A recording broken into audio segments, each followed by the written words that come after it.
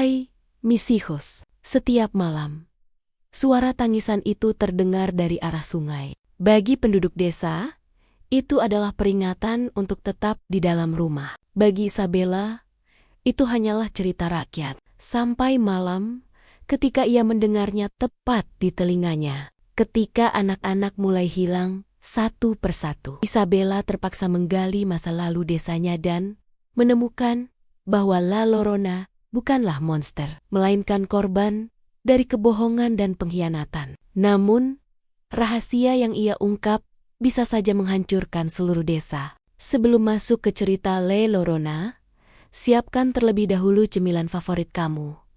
Jangan lupa matikan kompor jika kamu tidak sedang memasak. Happy enjoy, teman. Udara malam di desa tua itu terasa dingin, menusuk hingga ke tulang. Isabella menarik jaketnya arah torat sambil berjalan melewati jalan setapak yang dipenuhi dedaunan kering. Di kejauhan, suara aliran sungai terdengar samar, bercampur dengan tiupan angin yang seakan membawa bisikan tak terlihat. Desa ini selalu tampak asing baginya. Meski disinilah ia dilahirkan. Ia telah lama tinggal di kota, meninggalkan desa kecil ini bersama kedua orang tuanya saat masih kecil. Kini, ia kembali hanya karena satu alasan. Neneknya sakit parah dan tak ada orang lain yang merawatnya. Rumah neneknya berdiri di pinggir desa, tak jauh dari sungai yang terkenal dalam cerita-cerita tua. Sejak hari pertama Isabella tiba, para tetangga memberi peringatan yang sama. "Jangan keluar setelah matahari terbenam," kata seorang ibu tua dengan nada serius. "Terutama jangan dekat-dekat sungai. Jika kau mendengar suara tangisan wanita, tutup telingamu dan jangan pernah melihat ke belakang."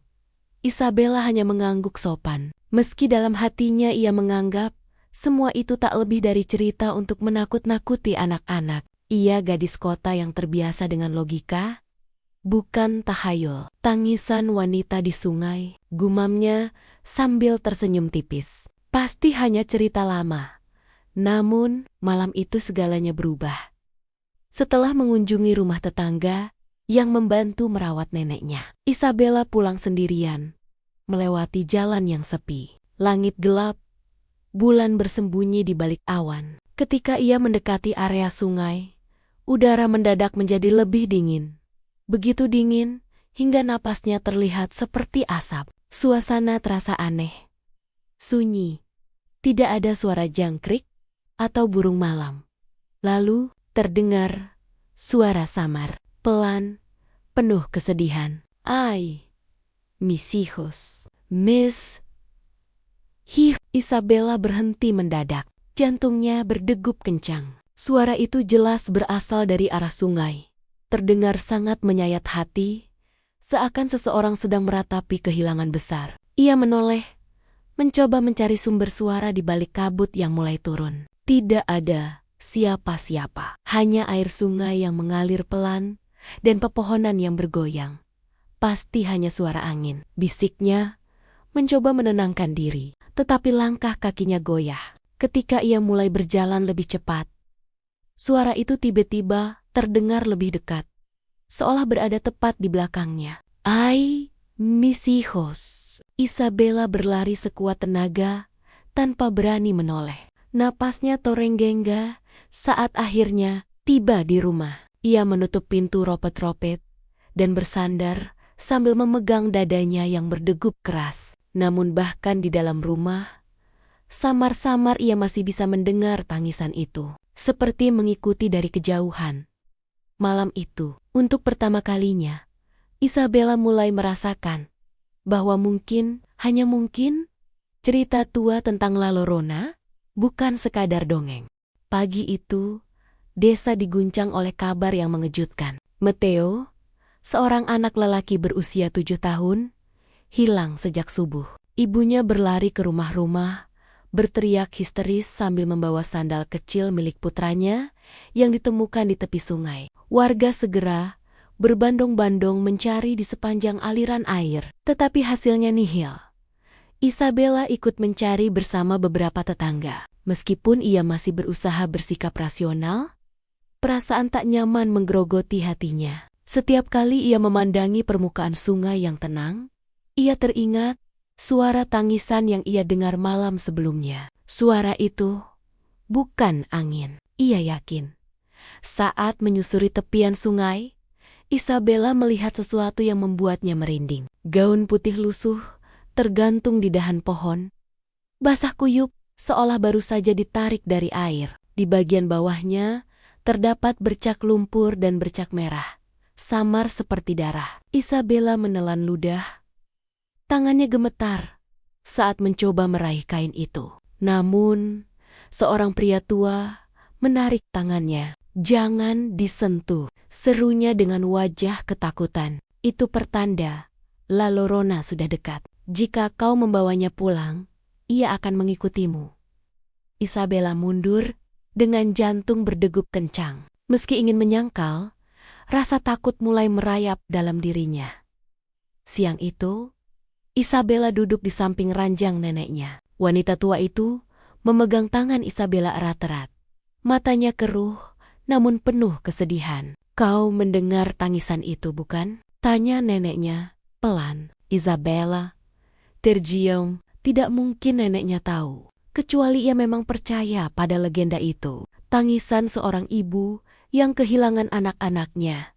Lanjut neneknya. "Ratusan tahun lalu, ada seorang wanita cantik bernama Mar. Suaminya seorang bangsawan yang kaya. Mereka punya 2 anak yang sangat ia cintai, tapi sang suami meninggalkannya demi wanita lain. Dalam amarah dan keputusasaan, Mar menenggelamkan anak kenania di sungai. Lalu ia sendiri bunuh diri. Arwahnya kini gentayangan mencari mereka." Nenek menarik napas panjang sebelum melanjutkan. Suaranya semakin bergetar. "Jika kau mendengar tangisannya dekat, itu berarti ia sebenarnya jauh. Tapi jika terdengar jauh, ia berada tepat di belakangmu." Isabella merinding mendengar kata-kata itu. Tiba-tiba ia teringat malam sebelumnya, ketika suara itu terdengar sangat dekat, seolah berada di telinganya sendiri. Malamnya, Isabella sulit tidur. Angin bertiup kencang, membuat jendela berderak. Ia memutuskan untuk mencoba membaca buku agar pikirannya tenang. Namun, tak lama kemudian, ia mulai mengantuk dan tertidur di kursi. Dalam tidurnya, Isabella bermimpi. Ia berada di tepi sungai yang diselimuti kabut pekat. Di tengah kabut itu, seorang wanita bergaun putih berdiri. Rambutnya panjang dan basah, menutupi wajahnya. Wanita itu meratap. Tangannya meraih 2 sosok kecil yang tenggelam di dalam air. "Ay, mis hijos." Tiba-tiba, wanita itu menoleh ke arah Isabella. Wajahnya pucat penuh luka, matanya kosong namun basah oleh air mata. Dengan cepat ia melompat ke arahnya. Tangannya terulur. Isabella menjerit dan terbangun dengan napas terengah-engah. Keringat dingin membasahi tubuhnya. Dari luar jendela, samar-samar suara tangisan itu terdengar lagi. Bukan dari mimpi, bukan dari ingatan. Suara itu nyata dan semakin mendekat. Hari-hari berikutnya terasa mencekam. Sudah 3 anak yang hilang dalam 2 minggu. Pencarian besar-besaran dilakukan, namun tak seorang pun ditemukan. Bahkan, jejak pun tak ada selain sandal kecil atau mainan yang tercecer di tepi sungai. Desa berubah muram. Para ibu kini tak berani membiarkan anak-anak mereka keluar rumah setelah senja. Malam-malam dipenuhi suara doa dan bisikan ketakutan. Semua mata memandang curiga ke arah sungai, seolah air yang tenang itu menyembunyikan rahasia yang tak terucapkan.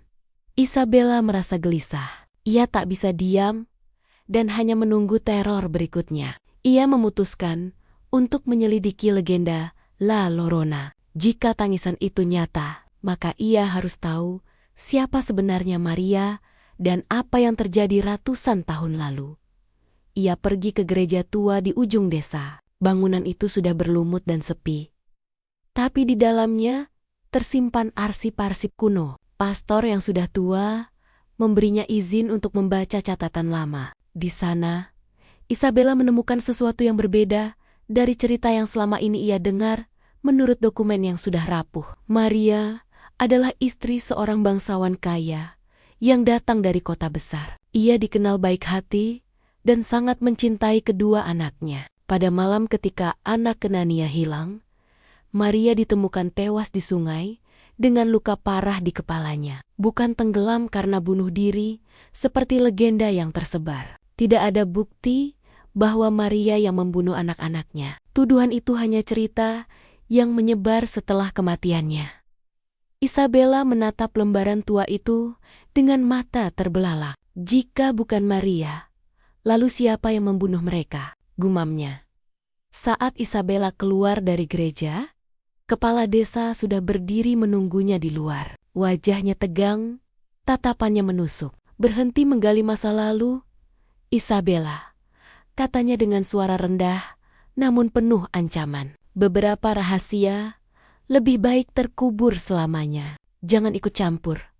Isabella menelan ludah. Ada sesuatu yang jelas-jelas disembunyikan oleh orang-orang desa ini. Ia berlari pulang.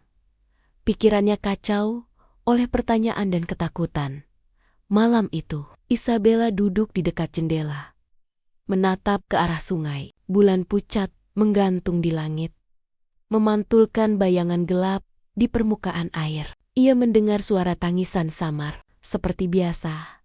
Tapi kali ini lebih jelas, lebih dekat, didorong oleh rasa penasaran yang bercampur keberanian. Isabella mengambil lentera dan menyusuri jalan menuju sungai. Udara semakin dingin dan tebal oleh kabut. Jantungnya berdetak cepat. Tetapi ia terus berjalan. Di tepian sungai, ia melihat sesuatu bergerak. Dari balik kabut, sosok wanita bergaun putih perlahan muncul. Rambutnya panjang dan basah, menutupi sebagian wajah pucatnya. Gaun itu compang-camping, seperti pernah terseret arus. Suara tangisannya terdengar jelas. Mis hijos, mis hijos. Isabella tertegun, tubuhnya membeku. Ini bukan mimpi, bukan halusinasi. Sosok itu nyata. Saat ia mundur selangkah, cabang pohon patah di bawah kakinya. Sosok itu langsung berhenti menangis dan menoleh langsung ke arah Isabella. Mata mereka bertemu, mata kosong penuh kesedihan dan kemarahan. Isabella ingin berlari, tetapi kakinya seolah tertanam di tanah. Sosok itu bergerak mendekat, tetapi bukan seperti hantu yang ingin menyerang. Ia mengulurkan tangan, menunjuk ke arah tengah sungai, lalu meratap lebih keras. Suaranya penuh keputusasaan. Ay, mis hijos, ay, dan mi. Air di sungai mulai beriak hebat. Seperti ada sesuatu yang bergerak di bawahnya. Isabella sadar. Roh itu tidak mencoba menyakitinya. Ia meminta bantuan. Namun sebelum Isabella bisa bereaksi, sosok itu menghilang dalam kabut, meninggalkan udara yang lebih dingin dan rasa takut yang menusuk hati. Isabella jatuh terduduk. Air matanya bercampur dengan embun. Di kejauhan, suara tangisan itu masih terdengar. Tetapi kali ini, Isabella bisa merasakan sesuatu yang berbeda. Tangisan itu bukan hanya suara hantu. Itu adalah jeritan seorang ibu yang ingin mengungkapkan kebenaran yang selama ini terkubur. Isabella tidak bisa tidur setelah melihat sosok wanita bergaun putih itu. La Llorona bukanlah pembunuh, melainkan roh yang tersiksa, terjebak di antara dunia orang hidup dan mati. Ia mencoba memberi tanda, tapi tanda itu apa? Dan mengapa anak-anak desa terus hilang? Keesokan harinya, Isabella kembali ke gereja untuk memeriksa dokumen tua yang ia baca sebelumnya. Namun, ketika ia tiba, ruang arsip berantakan. Lembar-lembar kuno berserakan di lantai. Beberapa sudah terbakar sebagian. Pastor tua berdiri di pojok ruangan. Tubuhnya gemetar. Mereka datang tadi malam. Mereka tidak ingin kebenaran terungkap.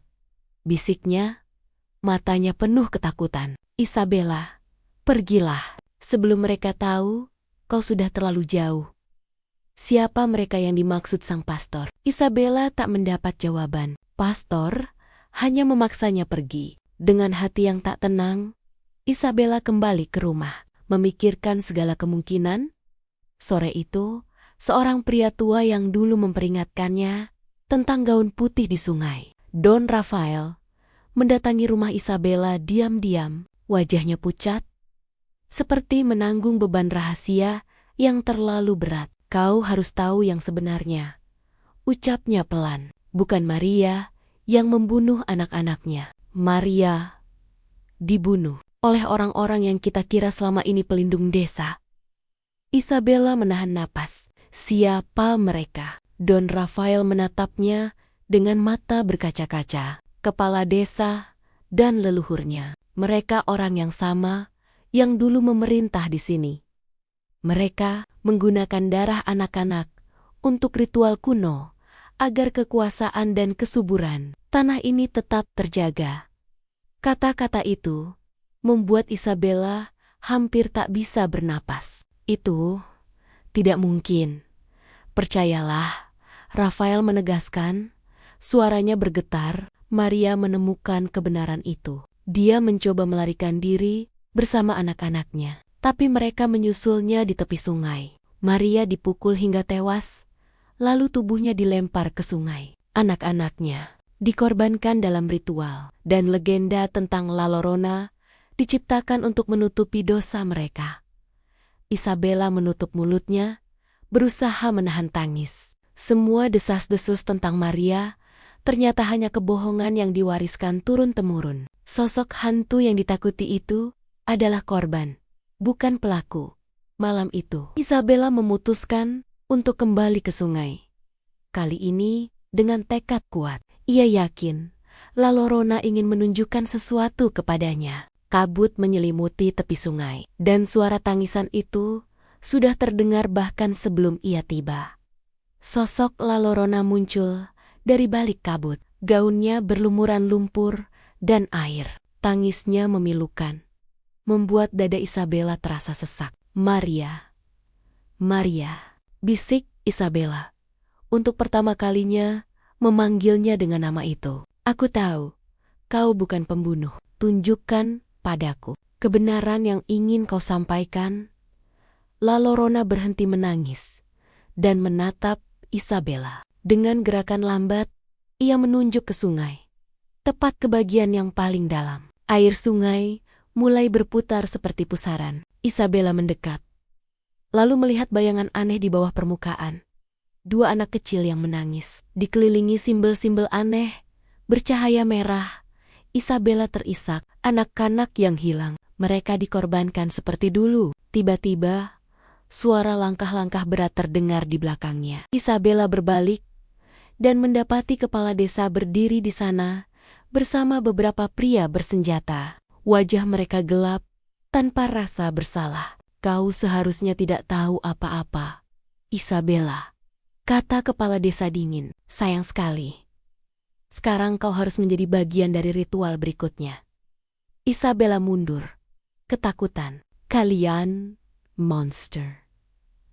Kalianlah yang menciptakan legenda itu untuk menutupi kejahatan kalian. Kepala desa tertawa rendah, dan orang bodoh di desa ini mempercayainya begitu saja. Mereka mengira roh Maria yang menculik anak-anak mereka. Padahal kamilah yang melakukannya. La Llorona melolong keras, suaranya bergema di seluruh hutan. Air sungai bergolak hebat, pusaran air semakin besar. Isabella merasakan udara di sekelilingnya berubah menjadi dingin menggigit. Dengan jeritan penuh amarah, La Llorona muncul di antara mereka.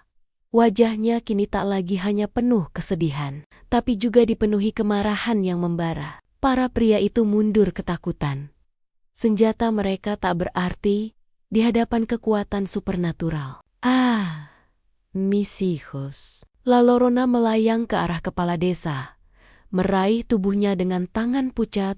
Pria itu menjerit saat tubuhnya terseret ke dalam pusaran sungai, menghilang tanpa jejak. Isabella hanya bisa berlutut, menangis. Ia kini tahu kebenaran sepenuhnya, tetapi juga sadar bahwa kebenaran itu datang dengan harga yang mengerikan. La Llorona berbalik menatap Isabella. Air mata mengalir dari mata kosongnya. Untuk sesaat, sosok itu tampak seperti Maria yang dulu seorang ibu yang hanya ingin melindungi anak-anaknya. "Tolong, bebaskan mereka," bisik roh itu sebelum lenyap ke dalam kabut.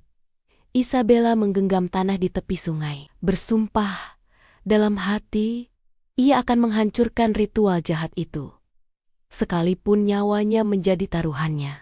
Isabella berlari sekuat tenaga. Napasnya terengah-engah. Pemandangan tadi di sungai masih membekas jelas di pikirannya.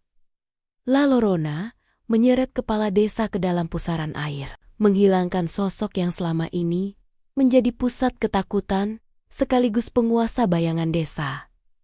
Namun, kelegaan itu tak bertahan lama. Sebelum lenyap, kepala desa sempat berteriak kata-kata terakhir yang menusuk hati Isabella. "Ritual sudah dimulai. Kau takkan menghentikan kami." Isabella tersadar meski pemimpin mereka telah mati, para pengikutnya masih ada. Dan jika ritual itu selesai, arwah anak-anak yang telah dikorbankan akan terperangkap selamanya di dunia kegelapan. Malam semakin pekat saat Isabella kembali ke sungai. Di kejauhan, ia melihat cahaya obor dan mendengar suara kidung aneh yang menggema dari dalam hutan. Ia merunduk, berusaha bergerak diam-diam, hingga akhirnya sampai di sebuah altar batu kuno yang tersembunyi di balik pepohonan rimbun. Di sana, para pria yang tersisa berdiri membentuk lingkaran. Di tengah lingkaran terdapat dua anak yang terikat. Tubuh mereka gemetar ketakutan. Di sekitar altar, simbol-simbol kuno bercahaya merah berdenyut, seperti jantung yang hidup. Isabella mengenali simbol itu sama seperti yang ia lihat di dalam pusaran sungai bersama bayangan anak-anak yang tenggelam. Mereka ingin menutup siklus, gumam Isabella dengan suara bergetar. Jika mereka berhasil, tidak akan ada yang bisa menyelamatkan Roro itu.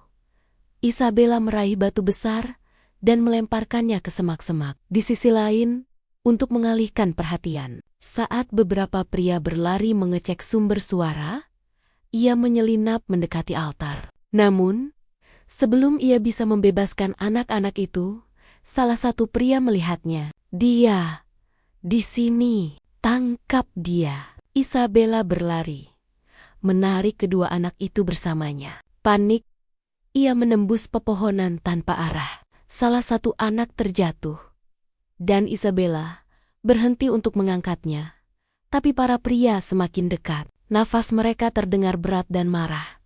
Tiba-tiba, udara menjadi dingin, menggigit. Suara tangisan yang memilukan menggema di seluruh hutan. "Ay, mis hijos." Kabut tebal muncul begitu cepat hingga Isabella hampir tak bisa melihat. Dari dalam kabut, La Llorona muncul. Sosoknya tampak lebih besar dan lebih kuat dari sebelumnya. Mata kosongnya kini bersinar pucat, dan gaun putihnya berkibar seperti tirai kematian. Para pria itu berhenti mengejar, wajah mereka pucat pasi. "Tidak, itu tidak mungkin," salah satu dari mereka berteriak ketakutan. Dia seharusnya tidak bisa keluar dari sungai. Dengan raungan penuh amarah dan kesedihan, La Llorona menyerang mereka. Air sungai naik seperti gelombang raksasa, meraih tubuh para pria itu satu persatu, menyeret mereka ke dalam kegelapan air. Teriakan mereka menghilang, meninggalkan hanya suara tangis yang bergema. Isabella berlutut, memeluk kedua anak itu erat-erat. "Maria, kumohon, hentikan ini. Mereka sudah pergi. Tolong bebaskan roh anak-anak yang terjebak." La Llorona menoleh. Tangisnya berubah menjadi lirih. Sosoknya kini tampak rapuh, seperti ibu yang kehilangan segalanya. Ia mendekati Isabella perlahan, lalu menyentuh altar batu. Simbol merah yang bercahaya mulai memudar, berganti dengan cahaya putih yang hangat. Dari dalam cahaya itu, muncul bayangan dua anak kecil anak Maria sendiri. "Mama," suara lembut mereka bergema. La Llorona meraih mereka. Tangisnya berubah menjadi senyum penuh cinta. Untuk pertama kalinya, ia terlihat damai. Akhirnya, aku menemukan kalian, bisiknya. Sebelum sosoknya dan kedua anak itu lenyap bersama cahaya, kabut perlahan menghilang. Sungai kembali tenang, seolah tak pernah terjadi apa-apa. Isabella berdiri sambil memegang tangan dua anak yang berhasil ia selamatkan. Ia menatap langit, merasakan air mata hangat mengalir di pipinya, campuran kesedihan dan kelegaan. Ketika ia kembali ke desa, fajar baru saja menyingsing. Warga desa berkumpul, mendengar cerita Isabella dengan campuran keterkejutan dan rasa bersalah. Kebenaran akhirnya terungkap. Legenda La Llorona selama ini hanyalah kedok untuk kejahatan manusia. Sejak hari itu, desa mulai memulihkan diri. Sungai yang dulu ditakuti kini menjadi tempat peringatan bagi Maria dan anak-anaknya. Namun, beberapa malam, jika angin bertiup dari arah hutan, Isabella masih bisa mendengar suara tangisan lembut, bukan lagi tangisan kesedihan, tapi air mata terakhir seorang ibu yang akhirnya damai. Isabella berdiri di tepi sungai, membawa bunga putih dan meletakkannya di atas air. "Kau bukan legenda horor, Maria," bisiknya. "Kau adalah seorang ibu yang berjuang untuk melindungi anak-anaknya. Kini semua orang akan tahu kebenaranmu." Angin berhembus lembut. Sejenak, Isabella merasa seseorang berdiri di sampingnya. Lalu suara lirih terdengar. "Grosius." Isabella tersenyum tipis. Ia tahu, La Llorona akhirnya bebas.